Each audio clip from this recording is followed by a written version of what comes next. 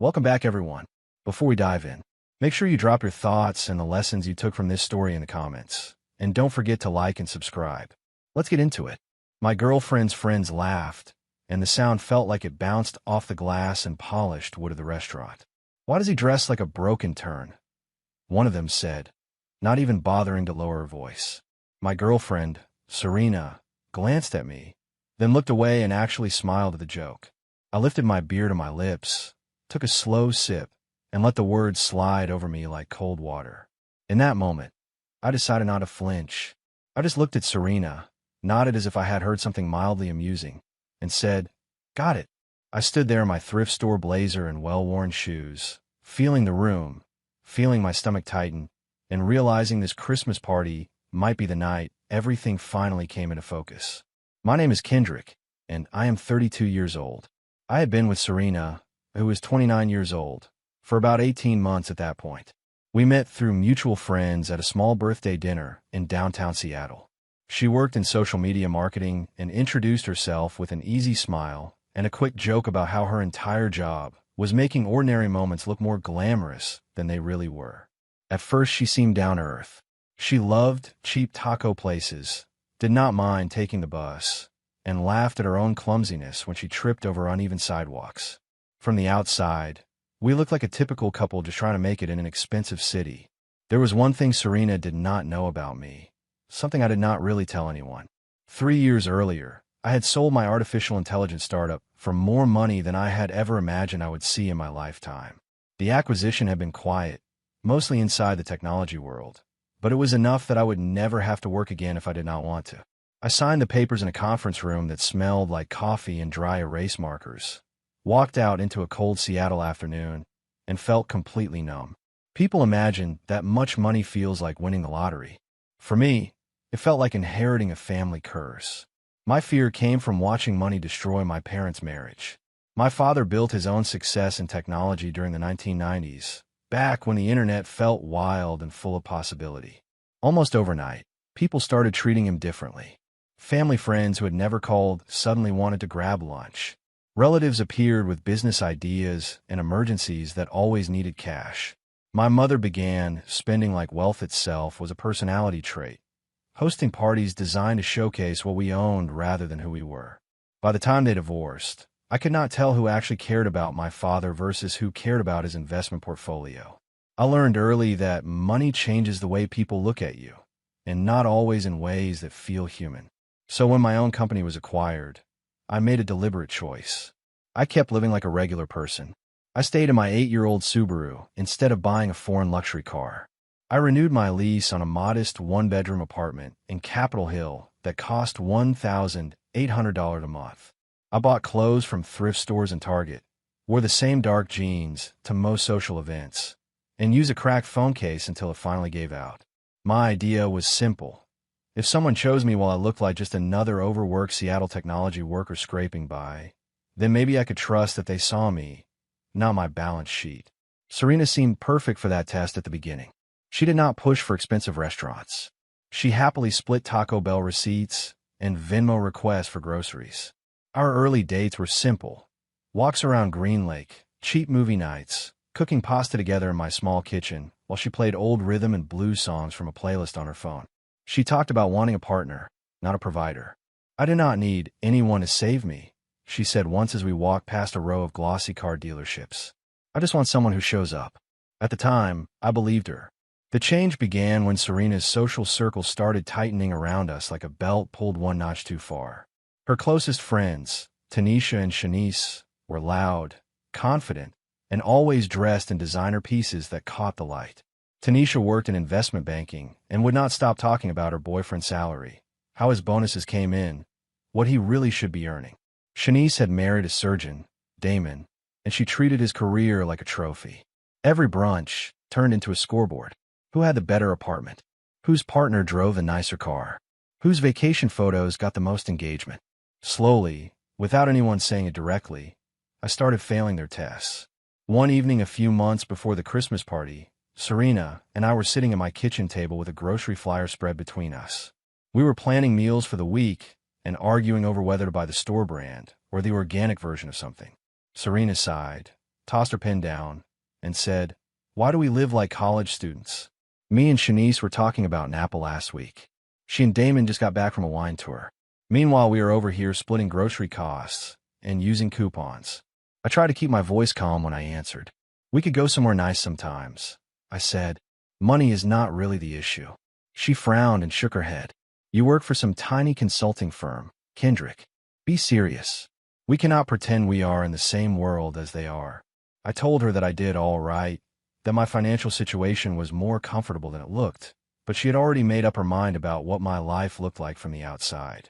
To Serena, I was the guy with the old car, the average apartment, and the habit of checking prices. Her friends reinforced that image at every gathering. At a birthday dinner, Tanisha leaned across the table and said, "When are you going to upgrade this man's wardrobe, Serena? He is sweet, but he looks like he is still interning." They laughed. Serena laughed too. I smiled along, but there was a slow, steady ache growing in my chest that I pretended not to notice. The invitation to Serena's marketing agency Christmas party arrived in early December, printed on heavy paper with silver lettering. She showed it to me like it was a test she needed me to pass. "It is at this upscale restaurant in Belltown," she said. "A lot of important people are going to be there. Clients, partners, directors. I really want you to come." I agreed, partly because I wanted to support her, partly because I wanted to see how far this performance would go. In the days leading up to the party, she gently suggested I wear something a little sharper. I bought a simple navy blazer from a discount rack and polished my old shoes in my living room, staring at the faint cracks in the leather. On the night of the party, the Uber ride over felt tighter than the interior of the car. Serena sat with her hands clasped around a small clutch purse, looking out the window at the city lights. Finally, she turned to me and said, "Just try to fit in, okay? These people matter for my career. Please do not be weird about money or work." I wanted to ask her what weird meant, but instead I said, "I will be polite. I promise." She nodded, but there was a tension in her jaw that did not relax, even when we stepped out onto the sidewalk and the restaurant's warm light washed over us. The party was exactly what I expected. Young professionals in carefully chosen outfits, laughing just a little too loudly, networking as if the whole event were a live audition. People stood in small clusters discussing year-end bonuses, international vacations, and the best ski resorts. Serena immediately gravitated toward her work friends, pulling me along by the hand as if I were an accessory. "This is Kendrick," she said a few times, adding nothing else, as if my presence were a footnote. I told myself to relax, to be the supportive partner, to nod and listen and refill our glasses when needed. That was when the commentary started. We were standing near the bar when Tanisha arrived in a fitted dress that drew several glances. She looked me up and down with a small, assessing smile, then turned to Serena. "Girl, when are you going to upgrade?" she said loudly enough for half the room to hear. "My boyfriend just bought me a Cartier watch for Christmas." "What did Kendra get you?" Before I could answer, Serena laughed and shrugged. "He is sweet," she said, "but yeah, he is not exactly playing in the same league." The words landed like a slap I had to pretend not to feel. I stood there holding my beer, watching the woman I had been building a life with dismiss me as a consolation prize in front of her friends. The moment stretched out, but it did not end there. Shanice leaned in, swirling her wine. "Honestly, Serena, you could do so much better," she said. "There are actual successful men in this city. You are settling for someone with no ambition." Serena's eyes flashed with something like enjoyment. "Maybe I should find someone who can actually afford to take me places," she said, warming to the role. "Someone with real goals." The worst part was not what they said about my bank account. It was watching Serena agree with every word. Inside my chest, something quiet snapped. The version of me they were mocking was the version I had chosen to show them, the simple one, the modest one. I had thought that simplicity would reveal their character. Now I was watching the results in real time. I let my gaze drift around the restaurant, wondering how much longer I needed to stay before I could leave without making a scene. I was seriously considering walking out, just putting my drink down and heading for the door, when something happened that none of us saw coming. The restaurant grew noticeably quieter near the entrance, the way a room changes when someone important walks in. Conversations faltered. People turned their heads. I followed their gaze and saw Lennox Grant walk in with his usual small entourage. Lennox was the chief executive officer of one of Seattle's biggest technology companies, a man whose name showed up in technology news feeds and business magazines. For the past few months, he and I have been working on a partnership for my new venture. In person, he was surprisingly relaxed, but there was no mistaking the gravity that followed him into a room. Lennox let his eyes sweep across the crowd.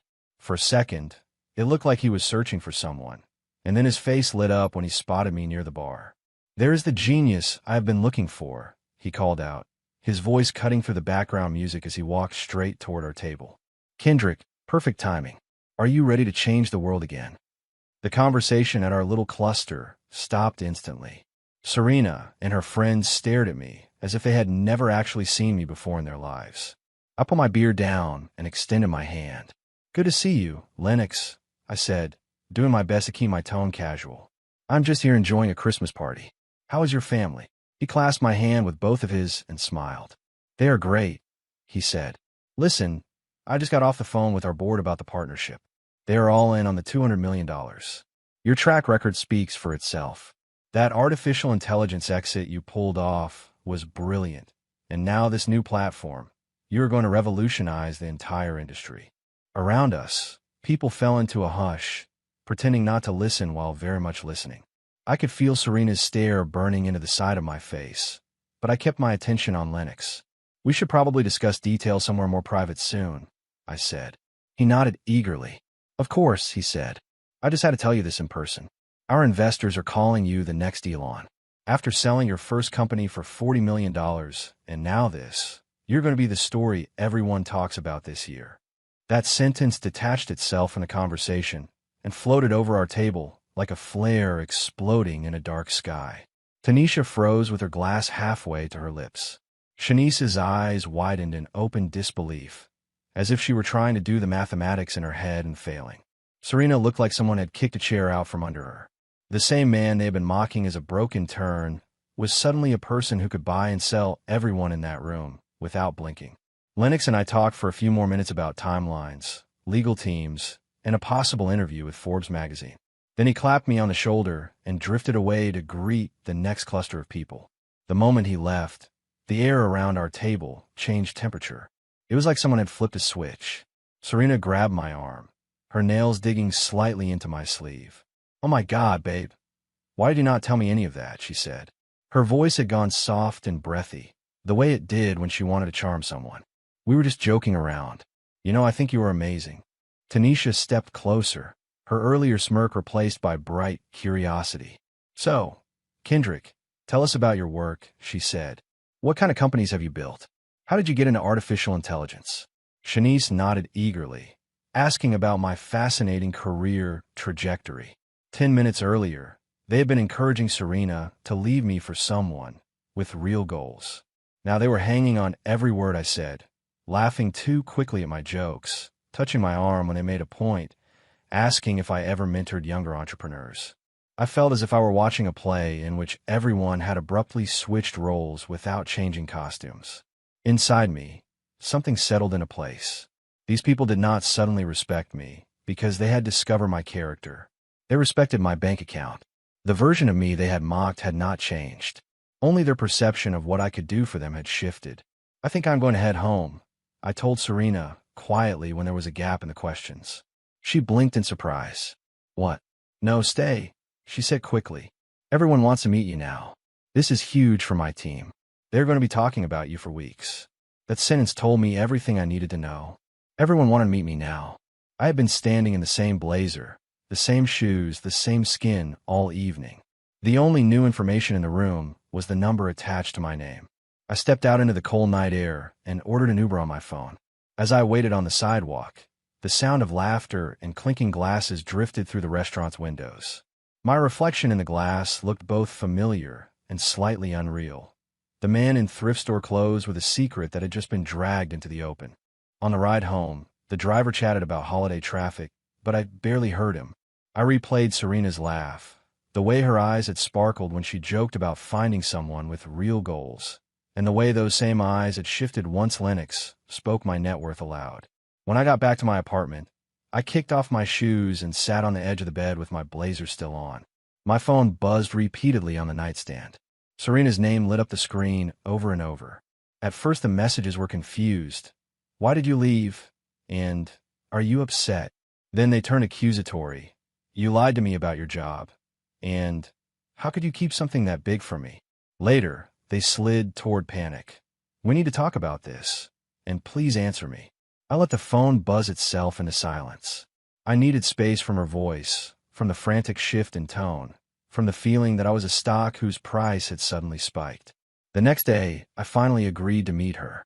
We sat in my living room, the afternoon light slanting through half-closed blinds. Serena looked different without the party makeup and the perfect hair, but the anxiety in her eyes was the same. Why would you hide something like that from me? She demanded. Do you have any idea how it felt to stand there and realize everyone in that room knew more about your life than I did? I took a breath. They did not know more, I said. They knew a different part. The part one deliberately kept quiet, because I wanted to see how people treated me when they thought I was ordinary. She shook her head. You made me look stupid, she said. I have been defending your little consulting job to my friends for months. If I had known, I would have handled things differently. Something in that sentence made my skin prickle. What would you have handled differently? I asked. She paused only a moment. I would not have joked like that in front of them, she said. I would have shut it down. I would have made sure they respected you. I studied her face. You would have made sure they respected me because you knew I had money, I said. But why did you not make sure they respected me when you thought I did not? Serena leaned back, crossing her arms. You are being too sensitive about harmless teasing, she said. That is just how we talk. We push each other. I was motivating you to reach your potential. You drive an old car, Kendrick. You live in a small apartment. I wanted more for us. The thing that struck me most was that she believed what she was saying. In her mind, mocking my lifestyle had been a form of encouragement. The idea that I might have chosen modesty on purpose, that I might measure success by something other than square footage and car models, simply did not compute. Over the next few days, our social world shifted in small, but unmistakable ways. Tanisha, who had spent months making casual digs about my supposed dead-end job, suddenly wanted to grab coffee to pick my brain about technology and finance. She sent long messages asking if I had advice for her younger cousin who wanted to start a company. Shanice began inviting us to dinner parties with couples she called movers and shakers, eager to introduce me as Serena's boyfriend, the entrepreneur. They emphasized the word as if it were a royal title. I went to one dinner out of curiosity. At the table, every question they asked me had a price tag attached. Do you invest? Do you know anyone at this firm? Do you think this startup is going somewhere? One evening, Serena and I were having lunch at a small cafe near her office, 3 days after the party. She was in a bright blouse, scrolling through real estate listings on her phone between bites of salad. We should move in together, she said suddenly. Maybe look at condos in Belltown. Now that I understand your actual situation, we can start building something real. I set my fork down. What is different now? I asked. She blinked. What do you mean? I held her gaze.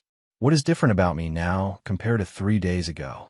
Same job, same apartment, same car, same habits. What changed? She opened and closed her mouth like she was searching for a script. Serena started talking about trust and communication and how relationships evolve. She said things like, now that we're being honest with each other, and we could dream bigger together. But she never answered the question. If she wanted a future now, why had she not wanted one when she thought I was just another regular guy trying to pay his bills? That silence told me more than any of her explanations. On my walk home, I realized the test I thought I had designed for other people had also become a test for me. I had to decide whether I believed my own values strongly enough to walk away from someone who could not share them. I talked to my father on the phone that night, pacing my living room while the city glowed outside my window. I told him what had happened at the party, how Lennox had revealed everything, how Serena and her friends had changed in an instant. My father was quiet for a long moment. You know what that reminds me of, he finally said. Every holiday after my company took off, people who never cared about my opinions suddenly hung on my every word. It felt good at first. Then I realized they were listening to my money, not to me. He paused. You did not hide your wealth to punish anyone. You did it to protect yourself. Now you have more information. A few days later, Serena came over with a list of open houses on her phone and a bright, determined smile. She talked a mile a minute about floor-to-ceiling windows, building amenities, and how it would look for her to host colleagues at our place. I listened for a while, then finally interrupted. "I'm not moving," I said. She blinked. "What?" I gestured around my small living room. "I like this apartment," I said. "I like this neighborhood. I like keeping my life simple." She stared at me as if I were speaking a language she did not know. "Do you not want people to see how successful you are?" she asked. That question landed between us like a stone. That was the moment I knew we were done. She was dating my success, not me. We tried, for about 2 more weeks, to patch something that had never really been whole. She suggested couples therapy. She cried and said she had never meant to hurt me. She insisted her friends' opinions did not matter, even though she had let those opinions guide our relationship for months. Every conversation felt like she was talking to the wealthy version of me that had been announced at the party, the man with the $40 million exit and the new platform, not the person who wore secondhand jackets and spent quiet nights debugging code for fun. Eventually, I said the words out loud. "We want different things. This is not going to work." The breakup itself was quiet. No shouting, no dramatic scene in public. We sat on a park bench under bare winter trees while our breath formed pale clouds in the cold air. Serena cried into her gloved hands, asking if there was anything she could do to change my mind. I told her I did not think she had done anything she could easily fix. It was not about an apology for one night. It was about values.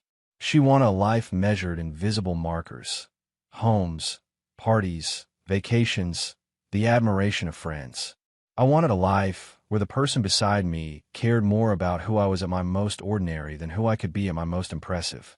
After that, the social fallout unfolded at a distance. I heard from mutual acquaintances that Serena had been bragging to her friends about dating a secret millionaire, using my story as a kind of social currency. When we broke up, she lost that currency. Tanisha and Shanice went back to their subtle digs. Only now they had even more material. They criticized Serena's choices and wondered how she had managed to lose someone like me. I actually felt bad about that part. She did not deserve to be mocked by her own friends, even if those friends had revealed their true colors at that Christmas party. Professionally, life moved forward. The partnership with Linux's company launched 3 months later, and our platform performed better than projected. The interview with Forbes magazine happened in a glossy conference room with bottled water and soft chairs. I answered questions about innovation, leadership, and the future of artificial intelligence, and the article painted me as some kind of quiet visionary. It felt surreal, but not nearly as important as something else I had been doing quietly in the background for years: volunteering at an elementary school in South Seattle. I started volunteering long before my company sold, back when I was just another programmer who wanted to give something back. Every Tuesday afternoon, I drove down to a public school and helped children with basic computer skills. We worked on simple coding projects, digital drawing, and typing. The students did not know or care that I had money. They just knew I showed up every week, remembered their names, and high-fived them when their programs finally ran without errors. Those afternoons grounded me in a way nothing else did. In that fluorescent-lit computer lab, I was not a founder or an entrepreneur. I was just Mr. Kendrick who made the cursor move across the screen. That is where I met Alana. She was a third-grade teacher who had been working at the school for 6 years. She grew up in the neighborhood, went to college on scholarships, and came back because she wanted to make a difference where she had started. The first time we spoke, she was kneeling beside a student's desk, helping a little boy sound out a word on the screen. When she stood, she smiled at me and said, "Thank you for sticking with them. They could be a handful on computers." I laughed. "Honestly, they are better at this than some people I have hired," I said. She grinned, and the conversation flowed naturally from there. After a few weeks, Alana and I fell into an easy rhythm. On Tuesdays, she would help settle the children into the computer lab, then lean against the desk while I explained loops and basic logic in terms that 8-year-olds could understand. Afterwards, we started grabbing coffee at a small shop around the corner. At first we talked about lesson plans and technology, about how to make sure children who did not have devices at home could still keep up. Then the conversations stretched wider. She told me about growing up with parents who worked 2 jobs each, about teachers who had changed her life. I told her about early jobs in technology, about writing code at 2 in the morning, about wanting to build tools that felt genuinely useful. Alana knew I worked in technology, but she had no idea about the money, the acquisition, or the partnership with Linux. She never asked what car I drove or where I lived. When she asked about my work, it was always framed in terms of impact. How does what you build help people who are not in the room? She would say, stirring sugar in her coffee. I found myself looking forward to those questions more than to any investor meeting. One afternoon, as we walked back to the school, she said, I like that you explain things to the kids without talking down to them. A lot of adults forget how smart they are. I tucked that compliment away in a place that Serena's laughter had never reached. 3 months into our slow, quiet friendship, one of Alana's students walked into the computer lab holding a folded newspaper. Ms. Alana, is this Mr. Kendrick? The girl asked, pointing at a black and white photo on the front of the business section. It was the Forbes article. Alana glanced at it, then looked at me with raised eyebrows. After class, when the last child had filed out, she held up the paper. So, she said with a small smile, is there anything you want to tell me? I exhaled and decided I was done hiding out habit. We sat at a table while I told her the whole story in a low voice. I talked about the startup, the unexpected acquisition, the choice to live modestly, and the way I had watched money distort my parents' marriage. I told her about Serena, the Christmas party, Lennox's entrance, the sudden shift in everyone's behavior, and the breakup that followed. I did not leave out the parts where I had been wrong. The arrogance of thinking I could design a perfect test for other people, the fear that had kept me from being honest, even with someone I had been dating for more than a year. When I finished, I expected at least a few questions about numbers or possessions. Instead, Alana leaned back in her chair and studied me for a long moment. That explains why you actually understand how to build sustainable programs instead of just throwing money at problems, she said finally. It makes sense now why you ask so many questions about long-term support before you offer anything. She did not ask how much I was worth or what else I owned. She did not change the way she spoke to me. The only thing that shifted was the way she connected my resources to the work we were already doing together. It was as if she had simply discovered that my toolbox was bigger than she thought. About a week later, I asked Alana if she wanted to have dinner somewhere that did not serve food on plastic trays.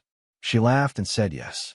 Our first official date was at a small, family-owned restaurant a few blocks from a school.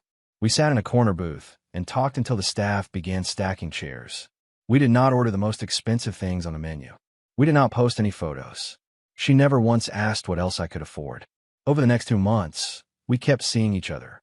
Sometimes we went to bookstores or walked along the waterfront. Sometimes we just ate takeout on my couch while she graded papers and I cleaned up stray crumbs from my keyboard. One evening, after a long volunteer session, I told her I wanted to help fund a computer lab at the school. I can cover new machines, updated software, even some after-school programs, I said. She did not clap or squeal or talk about how generous I was. Instead, she nodded slowly and said, if we do this, I want you to understand exactly how the money will be used. We need a plan for maintenance, training, and what happens after the first few years. Otherwise, it will just become another broken room that children walk past. We sat down with the principal and drafted a plan that focused on outcomes, not optics. Around the start of winter, the school's heating system broke. Suddenly, children were sitting in classrooms wearing coats and gloves, blowing into their hands, and trying to focus while their teeth chattered. The district did not have emergency funds, and every day that passed made the problem feel heavier. I watched Alana's shoulders tighten more each afternoon as she described sending children home early or moving them into the few rooms that still had heat. One night, after she fell asleep on my couch with a stack of worksheets on her lap, I sat at my desk and opened my laptop. I could have written a check in my own name, but I knew Alana well enough to understand that she might feel uncomfortable being directly connected to such a large donation.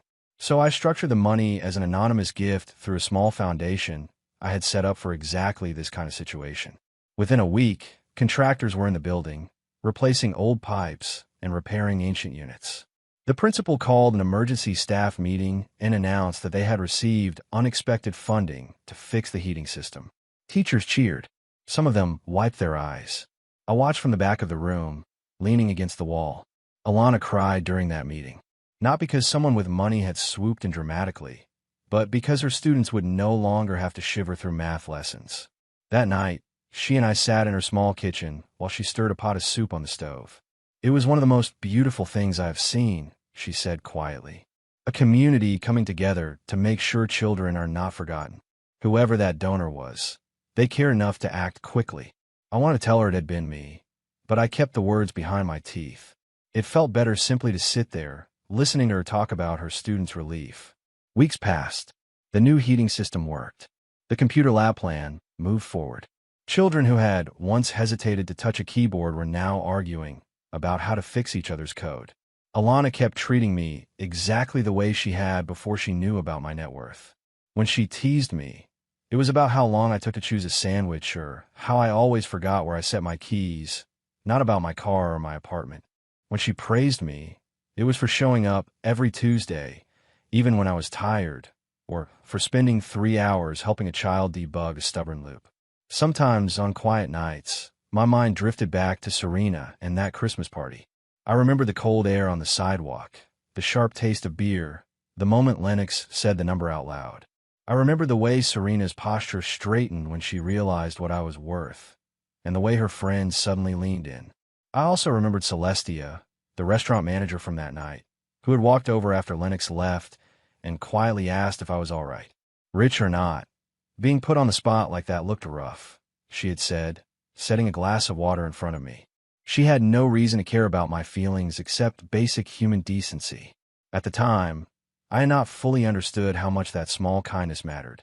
Standing in the school computer lab now, watching a child's face light up when their project finally worked, I finally understood what I had been looking for all along. Some people treat you based on what they think you can do for them. Others treat you like a human being whose worth does not rise and fall with your bank balance. Serena had loved the idea of me once she knew I was wealthy, but she had been embarrassed by the reality of me when she believed I was ordinary. Alana loved the version of me who showed up to plug in power strips and tape extension cords to the floor. One Tuesday, as we walked out of the school together, snow beginning to fall in soft flakes around us, Alana slipped her hand into mine. You know, she said, the children do not talk about you like you are some genius entrepreneur. They say you are the patient guy who does not give up when something is broken. I laughed. I can live with that, I said. She squeezed my hand. Good, she answered, because that is the person I fell for. In that simple sentence, in that ordinary walk through a school parking lot, I finally felt a sense of peace settle in my chest. I used to think hiding my wealth would help me find people who did not care about money at all. What I actually found was something more precise. The choice to live modestly did not magically filter out everyone with selfish motives. It did not protect me from disappointment or heartbreak. What it did was reveal where people anchored their respect. Serena anchored it in status, in visible markers, in the stories she could tell about who she was dating. Alana anchored it in consistency, in follow-through, in the way someone treated the least powerful person in the room. Alana has never seen my full investment portfolio, and she does not need to. She has seen me spend an entire afternoon sitting beside a child who kept deleting the same line of code by mistake. She has watched me research education policy late at night because I wanted to understand the barriers her students faced beyond the classroom walls. She knows I will show up every Tuesday whether my week is going brilliantly or falling apart. That is the man she chose. Not the headline, not the number, not the legend someone else wrote, but the ordinary, consistent version of me who kept showing up even when nobody was watching. If you enjoyed this story, please like, comment, and share this video with your friends. Subscribe and turn on the notification bell so you never miss a powerful story drop.